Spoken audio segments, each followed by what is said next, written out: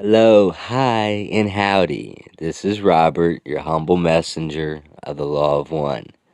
I want to give you some quotes from LL Research, Conscious Channeling, Thursday Meeting, June 13th, 1974. I am aware of another question at this time.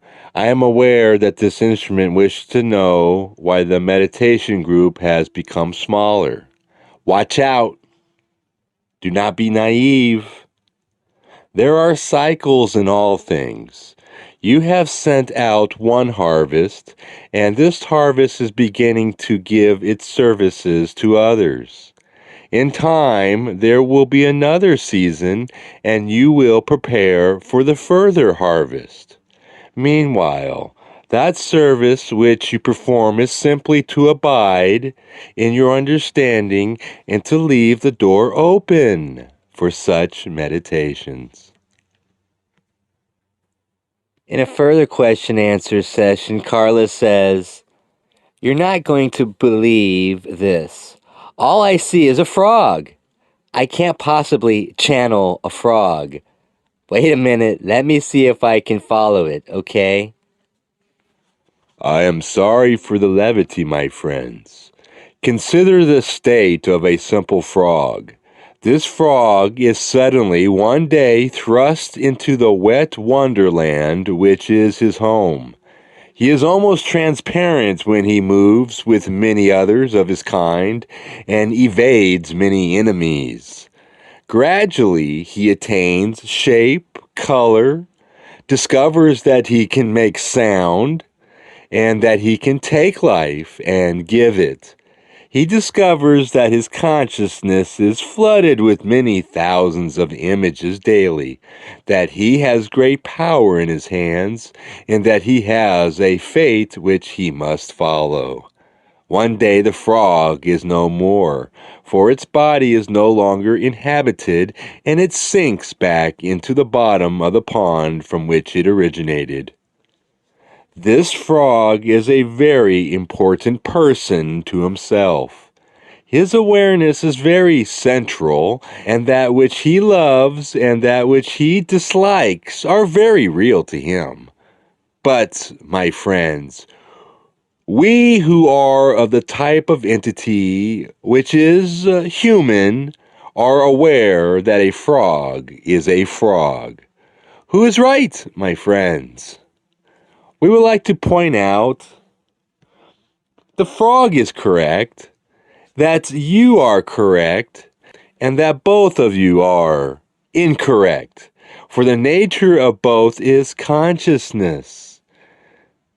Consciousness which comes from one source and which is going ultimately to its own source. There is no beginning and no end. There is only unity, the freedom of free will, and the joy of reunion. Any other option of self or meaning of consciousness is quite real, but is unreal. There is always much you may do to be of service. There are always lessons to learn. There is a reality to illusion, but my friends, remember the frog. You are a prince to yourself, and your right and your wrong are extremely important. And that which you love and that which you dislike are very real to you. But you are only a human, and there is much hope. Allow your consciousness to rise into the light which created you, and ultimately the questions will be answered for you. We'll know that you are where you are and who you are, and that all is well. You may, if you like, compare this self-aware existence with a knitted garment. Each stitch is interconnected with each other stitch. As it comes off the needles, it is held safely in place. My friends, the attempt to analyze one's life by means of external and intellectual concepts is much like removing one's stitches from the needles. It is very easy for them to get misplaced or temporarily lost, and it may take some time for these stitches to be properly discovered again and put back into pattern. Therefore, it is much better to do without this intellectual picking. It is much better to simply accept one's existence and realize at all times who one is and what one is seeking. If one can do this, it matters not whether one is sick or well, or whether one is rich or poor, for these things are minor details having little to do with the purpose for which your life has been dedicated. The seeking which led you to this meeting also leads you to each item of information which you obtain. My friends, if your seeking is not ready to absorb this information, then you will not demonstrate this information, and you will therefore not have this information. It will not be your information. That which is not seen through you is not within you. There is indeed the possibility of what this channel sometimes calls cosmic ingest, cosmic indigestion. However, this is not the fault of the information or the fault of the entity who is not completely ready to demonstrate this information. It is simply a slight mismatching of information, and it makes no difference to the seeking. The true difficulty which you experienced was due to your intellectual efforts to analyze and to predict items which were beyond your intellectual ability. There are many things which one may think, and man is a creator. Man creates many, many thoughts, and my friends, he lives with these thoughts. These thoughts are his thoughts. He does not create them to fly away. He creates them to surround him, and they surround him more and more as he thinks upon the same thoughts. If you wish to have a certain thought about you, then think it, my friends.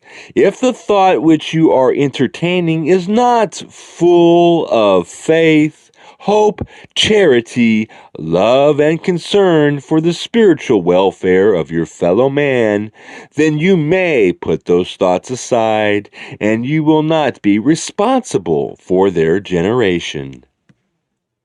If you could be in the dimension which immediately follows yours along the scales of planes, you would see your thoughts, my friends. You would see your emotions. You would discover for yourself how very undesirable it is to surround yourself with those things which cause fear, sickness, pain, and lack. My friends, you would see the great strides that can be made by the constant generation of thoughts of the Creator. The intellect cannot understand these matters, and for this reason, we had you meditate to make you more conscious of the Creator's thoughts. We can only approximate with words what we are attempting to tell you, and that is that your difficulties are due to your own ability to create by intellectual thought that which you feel that you desire intellectually, but in truth certainly do not desire. Concentrate upon your desires, my friends. Do not be afraid of any information, but only know who you are and what you desire. We send you our love and our light, for we are one with you. We send you all of the creation, for we are one with the creation. We send you great beauty, galaxies of bursting stars. We send you many thoughts and many dreams and great ecstasy.